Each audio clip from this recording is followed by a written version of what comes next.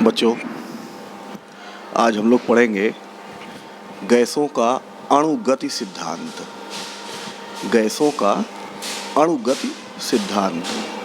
तो सबसे पहले बर्नौली ने गैसों के अणुगति सिद्धांत के बारे में कुछ आधी अधूरी जानकारी दी थी, जिसे मैक्सवेल ने स्पष्ट करते हुए गैसों के अणुगति सिद्धांत का प्रतिपादन कर जो विभिन्न गैसीय नियमों को गणितीय रूप प्रदान कर दिया था।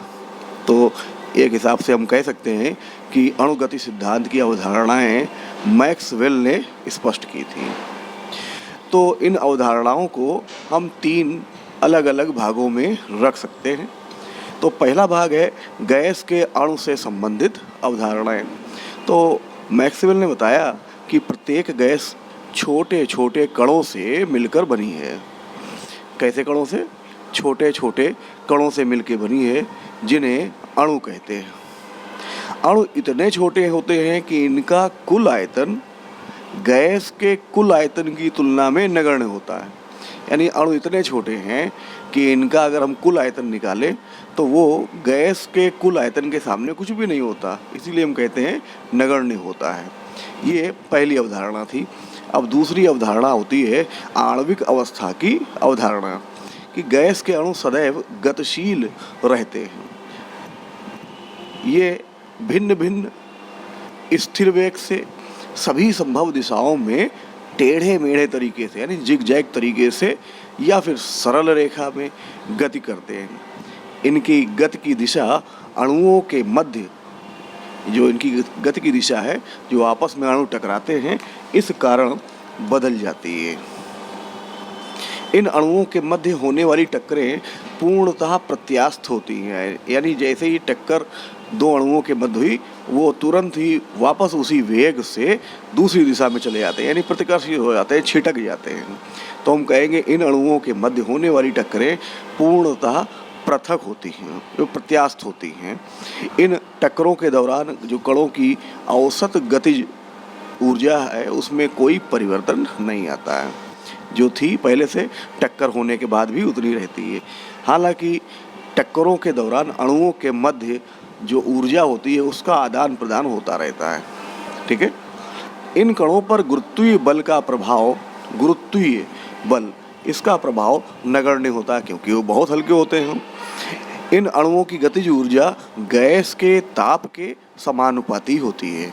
जो गतिज ऊर्जा है वो गैस के ताप के समानुपाती होती है।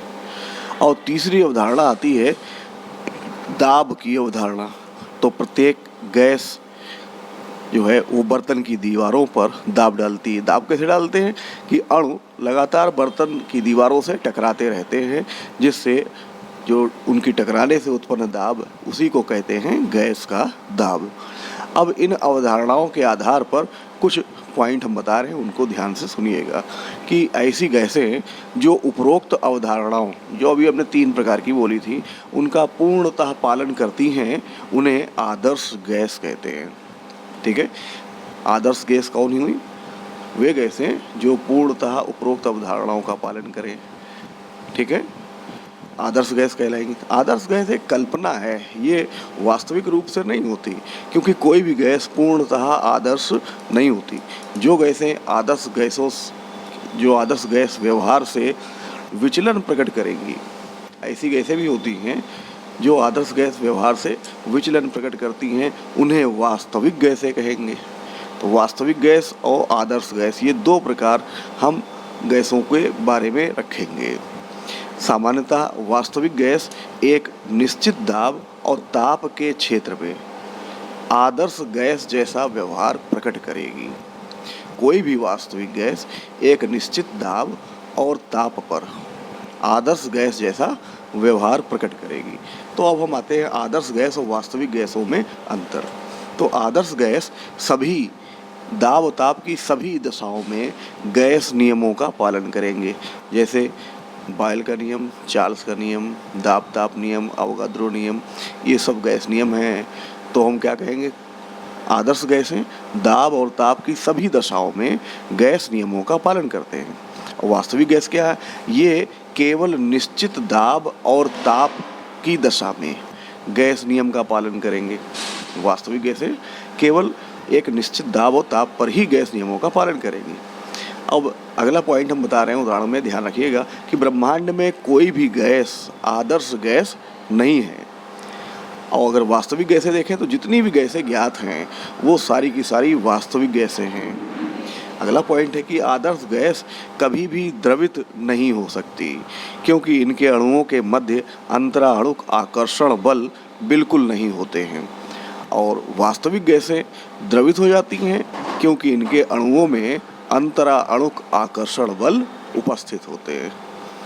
तो आदर्श गैस और वास्तविक गैस में अंतर आया कि आदर्श गैस, पहला हम पॉइंट बता रहे हैं, आदर्श गैस दाब ताप की सभी दशाओं में गैस नियमों का पालन करेंगी, जबकि वास्तविक गैस केवल निश्चित दाब और ताप पर ही गैस नियम का पालन करते हैं।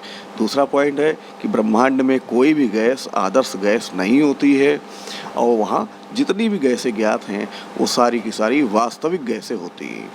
अगला पॉइंट है कि आदर्श गैस कभी भी द्रवित नहीं हो सकती, क्योंकि इनके अणुओं के मध्य अंतराणुक आकर्षण बल नहीं होते, जबकि वास्तविक गैसें द्रवित हो सकती हैं क्योंकि इनके अणुओं में अंतराणुक आकर्षण बल उपस्थित होते हैं। तो इतनी चीज़ें आपको समझ में आ गई होंगी।